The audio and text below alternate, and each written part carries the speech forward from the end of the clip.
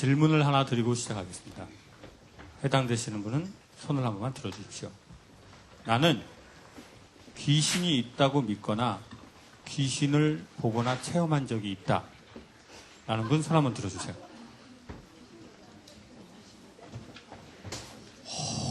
상당히 많으시네요. 이게 무슨 무당학교도 아니고. 자, 우리 마이크 한번 줘보세요. 마이크. 맨 앞으로. 우리 선생님. 네. 귀신이 있다고 믿으시는 거예요? 아니면 귀신을 보신 적이 있으세요? 귀신이요? 꿈에서 봤어요. 아, 꿈에서 봤어요? 지금 선생님 헤어스타일이 약간 귀신 같으신데, 지금. 자, 꿈에서. 자, 그러면 좋아요. 꿈에서 말고 난 귀신을 진짜 체험한 적이 있다. 있다고 믿는 거 말고 난 귀신을 체험한 적이 있다. 네, 우리 분홍색, 우리 후드티 입으신 우리 어머니. 네, 안녕하십니까. 네, 언제 귀신을 어떻게 체험하셨어요, 어머니? 우선 이렇게 만나뵙게 돼서 참 일단 저는 지금 어머니가 귀신 같고요. 지금 좀 무섭거든요, 어머니. 지금 뭔가 반갑습니다. 우선 이렇게 만나뵙게 된 것을 네, 얘기해 주세요, 어머니. 언제 귀신 체험하셨어요? 저도 한때는 교수님처럼 진짜 살고 싶지 않다. 네. 예, 그런 생각에 바위 끝에 있는데 저쪽 끝에서 다리는 안 보이고 하얀 허망. 하얀 허망인데 형상. 다리는 안 보이고 실제로 봤습니다. 바닷가에서요? 아니면 절벽 쪽에서요? 절벽 쪽 이렇게 하늘 한 가운데 허공. 강이고 바위고 저쪽은 산이고 그 강 가운데. 시간이 언제 정도 있었어요? 밤 10시에서 11시 정도 아무도 없는 산, 강. 그래서 보고 어떻게 하셨어요, 언니? 그런데 저는 보궐절을 하게 됐어요.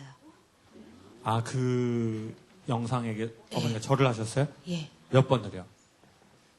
그거는 기억을 잘 못하는데 어쨌거나 절을 하고 그러고는 다시 살아야 되겠다. 감사합니다. 좀 어머니 무서워서 저 뒤에 가서 강의 들으시면 좋을 것 같거든요. 제가 좀 그러네요.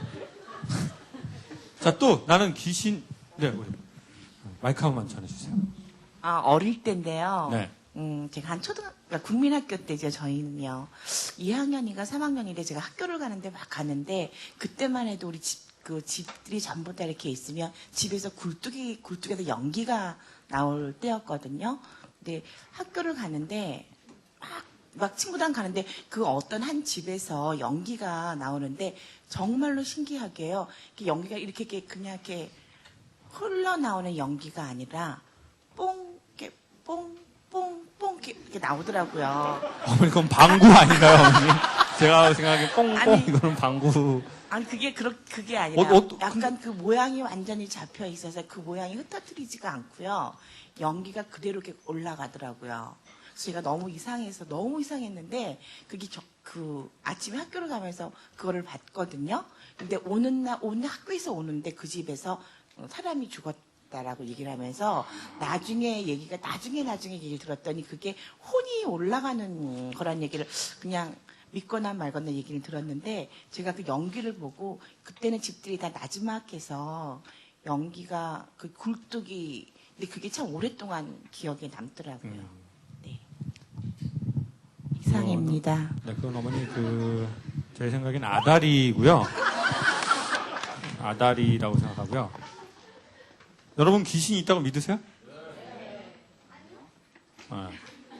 우리 아니라고 말한 친구는 무서워서 아니라고 말한 것 같네요.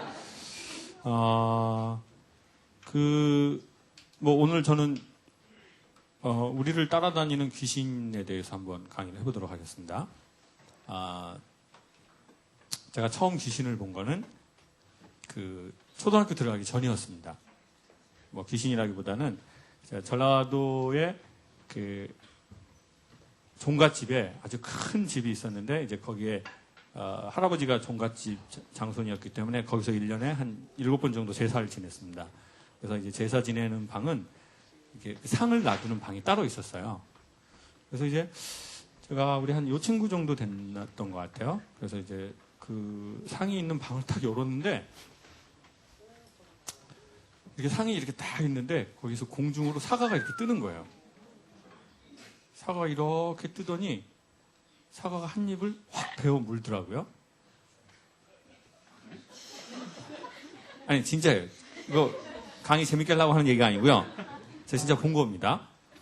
그래서 제가 어린 나이에 너무 무서워서 문을 탁 닫았어요. 그게 제 그런 첫 경험이라고 좀 그렇네요. 제 첫 번째 어떤 그 경험이었어요.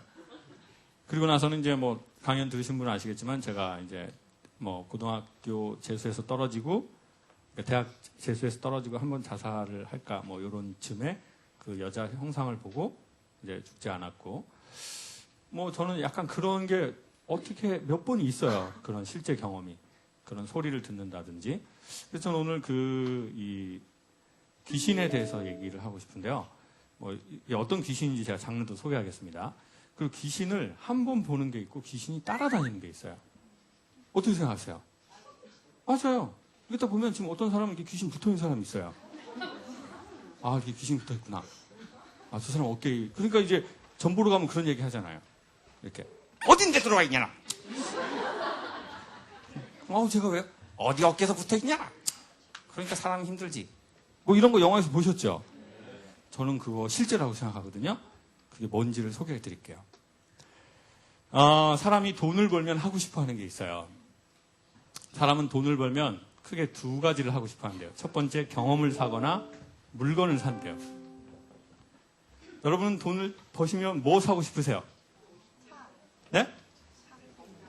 건물. 또요? 신랑?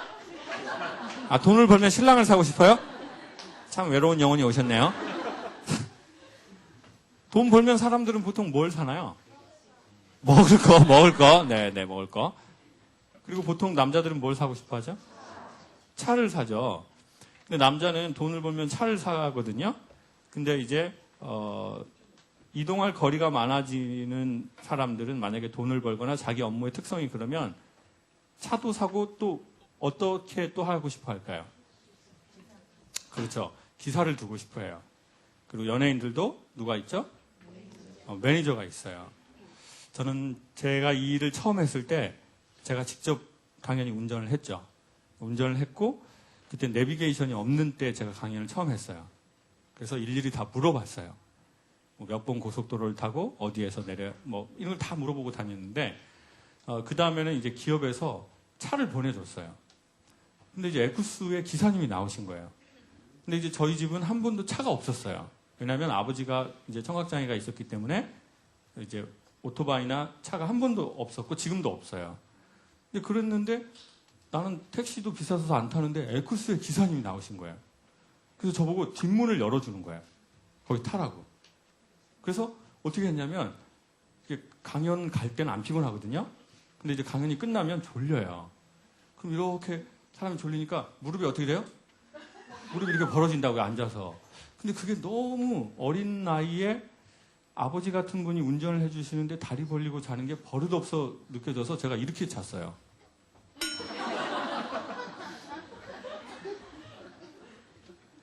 그러니까 기사님이 강사님 편하게 주무십시오. 그러니까 이렇게 말했어요. 편안합니다. 편안해요, 안 편해요? 안 편하죠. 이게 뭐 하는 짓이에요. 그래서 기사님 보내지 말고 기사님한테 줄 돈을 저한테 달라고 그랬어요.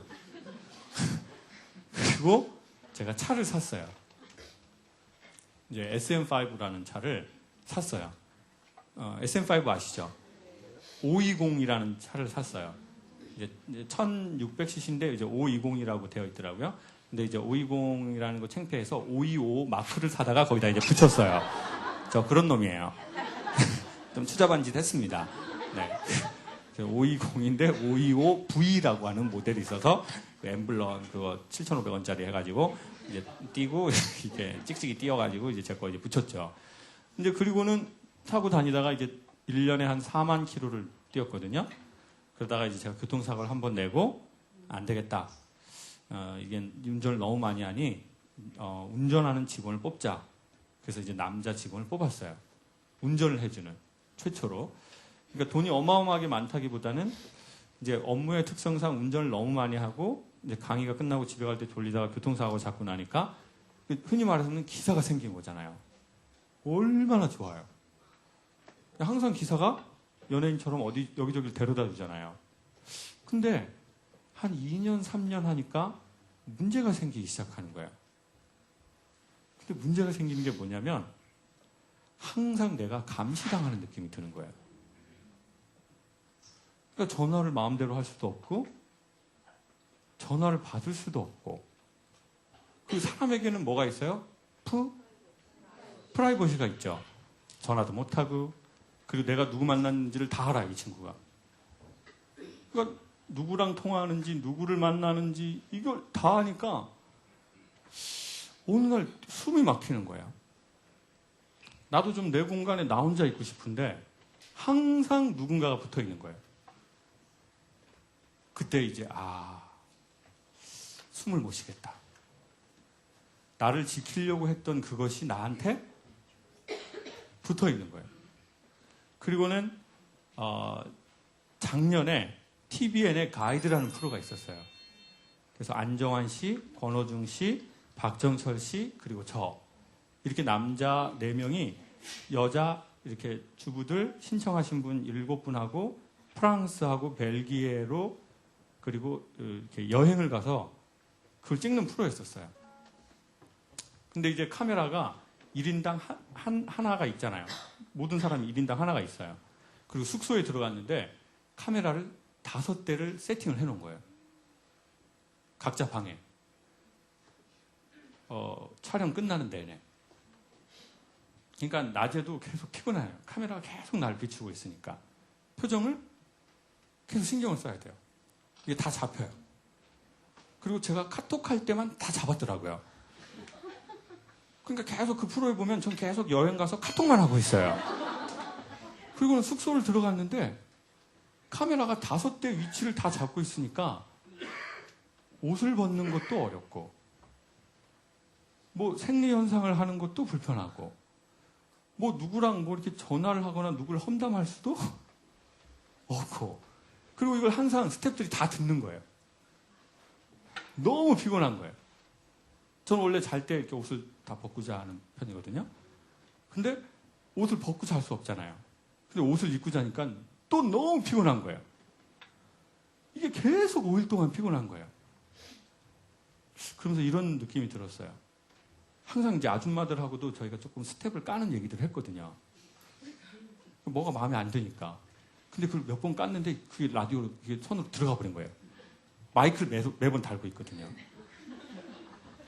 그러니까 이야 이건 뭐 그러니까 이제 아줌마들도 처음에는 막 나 연예인들하고 여행한다 막 사람들이 계속 우리 촬영한다 이게 막 좋았는데 모든 말이 다 스텝에게 녹음기가 녹음이 되고 촬영을 하고 그러니까 이제 점점 후반으로 갈수록 지치고 피곤하고 짜증이 나기 시작하는 거예요.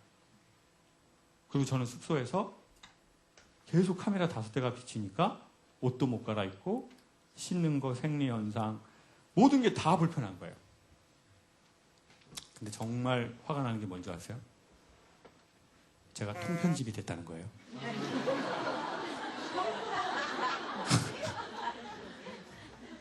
통편집.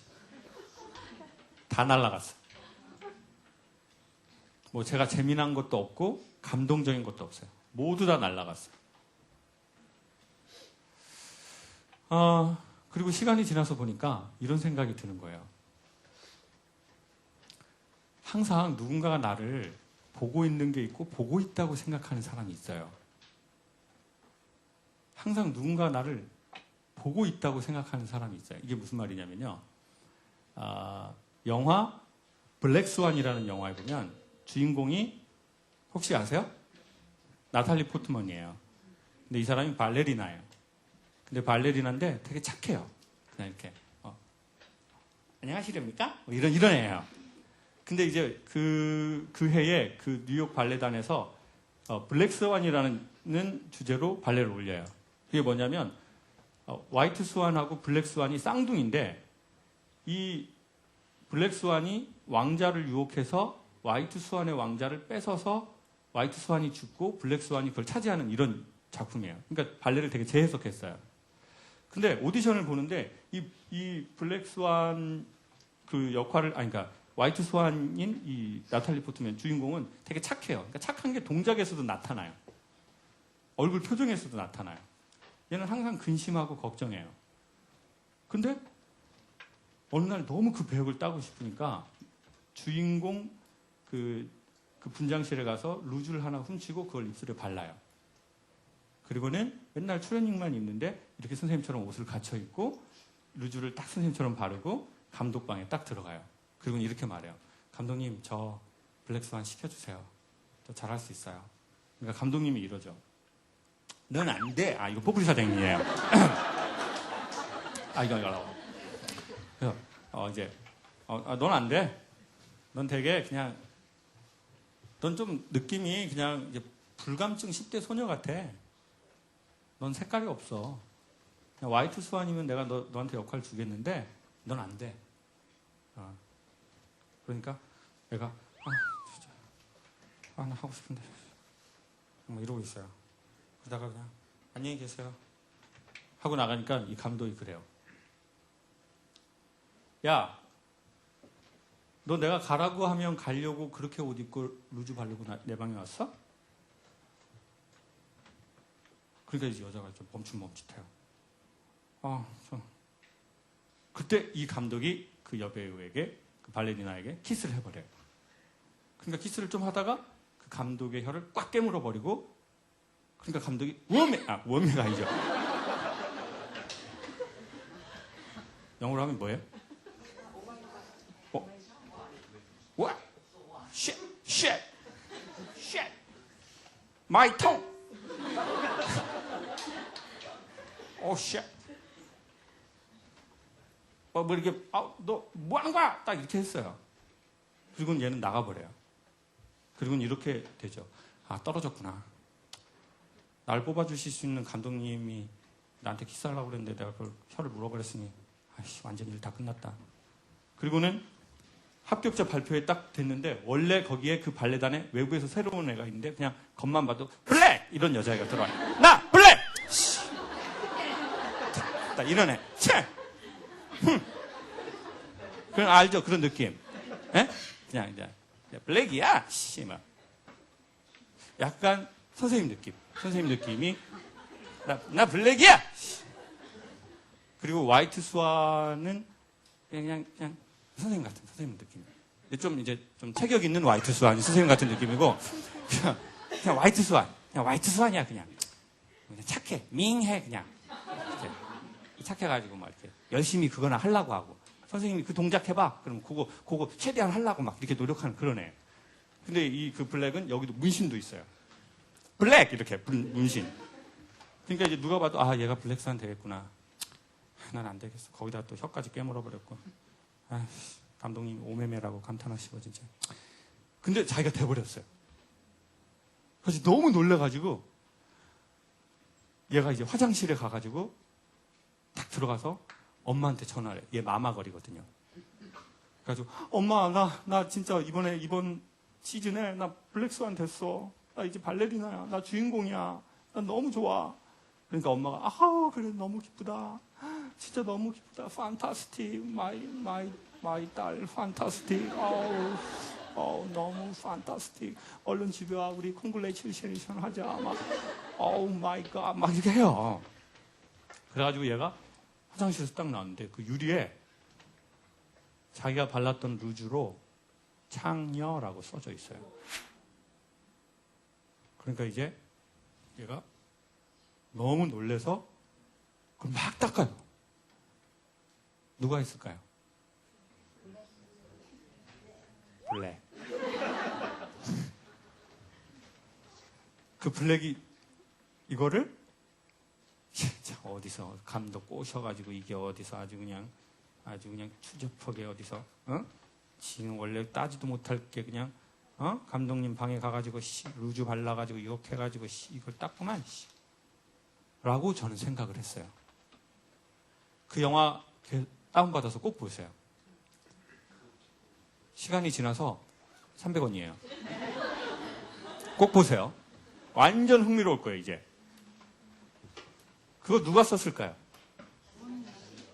네? 그렇죠. 환청과 환각의 시작이 된 거예요. 즉, 나탈리 포트만 어깨에 귀신이 붙기 시작해요. 즉, 자기는 어떤 현상에만 가면 이런 게 계속 환각이 들리고 그러니까 환각이 보이고 환청이 들려요. 그래서 깜짝깜짝 놀래고 거기서 영향을 받아요. 그리고 자기 삶은 계속 영향을 받아요. 어떤 사람은 열등감이 있잖아요. 그러면 사람이 나를 계속 그렇게 본다고 느껴요. 네. 아까 어떤 분이 저보고 바지통이 좁다고 그랬어요. 그러면 제가 그게 의식이 되잖아요. 그럼 저는 계속 강의를 하면서 사람들이 저를 볼 때 뭐야, 또 바지 보는 거야? 바지 보는 거야, 이거 지금? 지가 바지를 사주든지. 이렇게 되는 거예요. 계속 그 보이지 않는 것이 나타나고 또 들려요. 그리고 사람들이 그냥 웃은 건데 비웃는 것처럼 들려요. 참 희한해요. 그러니까 자기의 상처, 자기의 열등감, 자기의 트라우마, 무언가 그것이 인간에게 실존하는 귀신을 만들어내고 그게 항상 나한테 붙어있는 사람이 있어요. 붙어있는 경우가 있어요. 그리고 결정적인 순간에 그 귀신이 나한테 말을 해요. 봐봐, 사람들이 너한테 그렇게 보잖아. 봐봐, 저 남자들이 널 무시하는 거야. 네 아버지가 널 무시한 것처럼. 봐봐, 저기 저렇게 써져 있잖아. 이혼한 여자는 들어오지 말라고 써져 있어. 그러니까 넌 절에 가면 안 돼. 성당에 못 가. 교회 못 가. 너 어떻게 거기 들어가려고 그래. 막 이런 말들을 하기 시작하는 거예요. 그리고는 난 그게 보이잖아요. 그러니까 그 앞에 못 지나가는 거예요. 나탈리 포트만처럼. 제가 그 유튜브에 댓글 봤거든요. 사람들이 저한테 뭐라고 하시는지. 한 80% 정도는 좋은 내용이에요.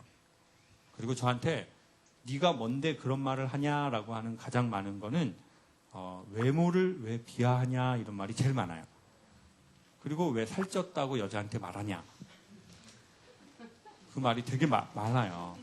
그래서 제가 사실 댓글을 달려고 그랬어요. 선생님 사진 보여주실 수 있나요? 선생님 사진이 보고 싶어요. 근데 확실한 게 뭔지 아세요? 강연장에 딱 가서 제가 약간 정말 비하하려는 마음으로 비하하지는 않는데요, 보통. 살이 찐 분이 제가 살쪘다고 뭐 이렇게 농담을 하면 기분 나빠하는 게 아니에요. 오히려 그분이 되게 너끈히 받아주는 분들이 있어요. 진짜로요. 근데 내가 뭔가 딱 걸리잖아요? 그럼 다른 사람이 조금만 뭐라고 해도 이게 확대가 돼요, 곱하기가. 그게 살에 대한 것이든 얼굴에 대한 것이든 학력에 대한 것이든 내 상처에 대한 것이든.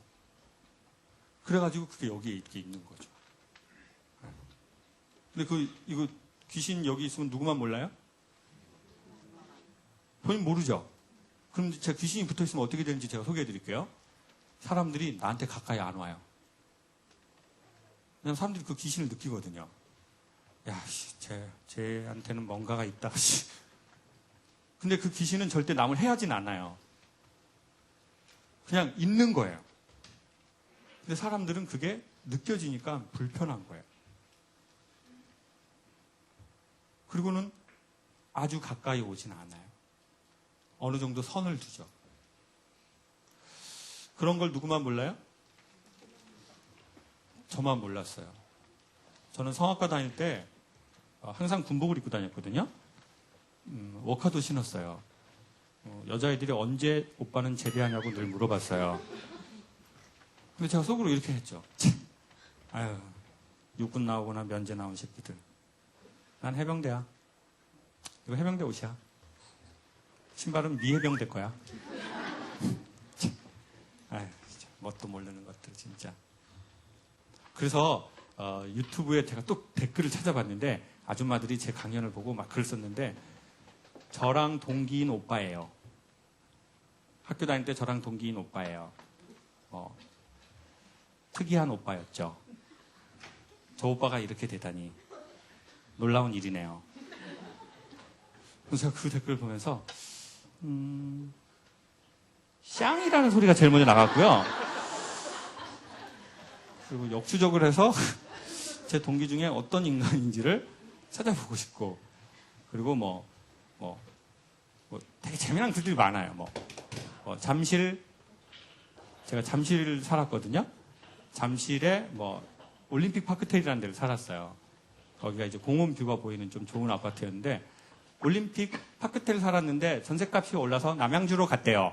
이런 얘기도 있어요. 제가 정말 잘도 안다 정말. 그런 걸 보면서 제가 나 대학 생활 어떻게 했지? 처음 정말 돌아봤어요. 시간이 지나서. 근데 그러고 보니까 제 대학 생활에는 항상 제 어깨에 뭐가 있었던 것 같아요. 그래서 사람들이 제 주변에 좀 가까이 안 왔거든요. 근데 저는 남을 해친 적이 없어요. 그냥 다만 사람들이 제 주변에 오지 않았어요. 근데 전 이렇게 생각했어요. 너희들이 나를 왕따하는 게 아니라 내가 너희 모두를 왕따시키는 거야. 난 너희들하고 어울리고 싶지 않아. 그리고 난 외롭지 않아. 그리고 나랑 맞는 사람 한둘이면 난 좋게. 그리고 멋지게 일기에 이렇게 썼어요. 자, 돌아봤거든요. 메모지. 진리는 다수결이 아니다. 어울려 다닌다고 부러워하지 말고 혼자라고 외로워하지 말자. 그리고 밑에 또 이렇게 썼어요. 진흙에 물들여지지 않는 연꽃처럼, 그물에 잡히지 않는 바람처럼, 무쏘의 불처럼 혼자 가라. 제가 이거 딱 보면서 넌 또라이가 맞다. 참 외로운 또라이다. 여러분, 가끔은 좋은 거울에 딱 보십시오. 그러면 나한테 붙어 있는 게 보이거든요. 그리고 나한테 환청과 환각을 보여줬던 그것이 보여요. 그리고 어떻게 하면 그것이 떠나갈 수 있는지, 어디에서 그것이 나한테 붙었는지를 질문에 의해서 소개하도록 할게요. 오늘은 귀신 나오는 얘기라서 분위기가 매우 무겁네요. 이 이야기는 좀 허무맹랑하다고 생각하십니까? 좀 타당하다고 생각하십니까? 그러면은 나는 정말 나한테 뭔가 좀 이렇게 붙어 있거나 가끔 나한테 찾아와서 나한테 영향을 미치는 그 무엇이 있었거나 있는 것 같다라고 생각하시는 분 손 한번 들어보세요.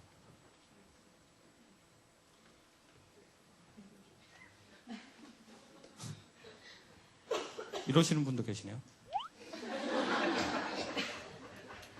어떻게 하면 그게 다시는 우리를 찾아올지 않을지에 대해서도 소개하도록 하겠습니다. 저는 TVN 찍고 나서 상당히 허무했습니다. 나 그렇게 긴장하면서 살았는데 이게 하나도 안 찍혔단 말이야? 어쩌면 우리가 그런지도 몰라요. 여러분이 정말 주의하고 정말 눈치 보고 정말 할 거 못하고 그렇게 살았는데요. 그 카메라는 실제 안 돌아가고 있을지도 몰라요. 그리고 사람들은 우리에게 그렇게 관심이 없을지도 몰라요. 저와 여러분이 되게 소중하다고 느끼고 되게 치욕스럽다고 느끼는 그것에 대해서 사람들은 그리 크게 관심이 없을지도 몰라요. 그러니까 하고 싶은 거 좀 하시고 사십시오. 방에서 방구도 좀 끼시고 전화도 좀 하시고 여러분 뭐 좀 하시고 싶은 거 하세요. 안 그러면요, 우리를 도와주려고 하고 우리를 지키려고 했던 게 우리 주변에 있어서 어느 날 우리가 숨을 못 쉴지도 모릅니다. 그러면 좋은 차 안에서 우울증 걸릴 수도 있어요. 좋은 집 살면서 우울증 걸릴지도 몰라요. 꽤 많은 월급 받으시면서 정신에 문제가 생길지도 몰라요. 근데 우리는 이렇게 말하거든요. 지금보다 환경이 조금 더 좋아지면 내 문제들이 해결될 거야 라고 생각을 하시죠. 시어머니만 돌아가시면 내가 한숨을 쉴 거야. 시어머니는 웬만해선 돌아가시지 않을 거예요. 그 사이에 친정어머니가 먼저 가시거든요. 시어머니는 100세 건강하실 거예요. 그리고 시어머니가 돌아가시면 문제가 또 생기기 시작하실 거예요. 그때는 둘째 아들이 문제를 일으킬 거예요. 그리고 이것만 좋아지면 내 삶이 펼쳐질 거야라고 하면 그게 끝나고 나서 또 문제가 터져요. 이렇게 3번에서 4번을 하면 그 여성은 입에서 이런 고백을 해요. 나는 복이 없는 년이구나 라고 말을 합니다. 나는 뭐가 붙었다? 오음이 붙은 여자구나. 그리고는 더 나가서 이런 말도 해요. 남편 복 없는 년이 자식 복은 있냐? 난 원래 생겨 먹은 게 이렇다. 자, 이 느낌을 갖기 시작하면 세상에 안 좋은 기운은 그 사람에게 다시 붙기 시작해요. 기운은 기운끼리 연합하는 게 있거든요. 그러면 이제 안 좋은 것들이 계속 오기 시작해요. 그러면 이제 온갖 귀신들이 붙어서 삶이 되게 무거워질지도 몰라요. 귀신을 쫓아내고 사람답게 살면 좋겠다고 생각합니다. 삶은 소중하다고 생각합니다. 한 번밖에 없기 때문에. 헛것 보고 헛것 들으면서 우리 삶의 영향을 지금보다 조금 덜 받았으면 좋겠습니다. 그리고 사람들이 우리 가까이에 필요 이상으로 가까이 오지 않는다면 나도 한번 가끔은 돌아봤으면 좋겠습니다. 시간이 필요할지도 모르죠. 다만 이런 강연이나 그런 책들은 그 시간을 앞당겨 줄 수 있는 힘이 조금은 있습니다. 왜냐하면 그 시간이 너무 지나면 우리가 잃어버릴 것들이 훨씬 많아질지도 모른다는 생각이 들어요. 오늘은 포프리 사장님이 강연에 안 오셨어요. 그래서 깔 사람이 없으니까 강의가 좀 재미없다는 생각이 들고요. 네. 2부 때 다시 뵙도록 하겠습니다. 고맙습니다.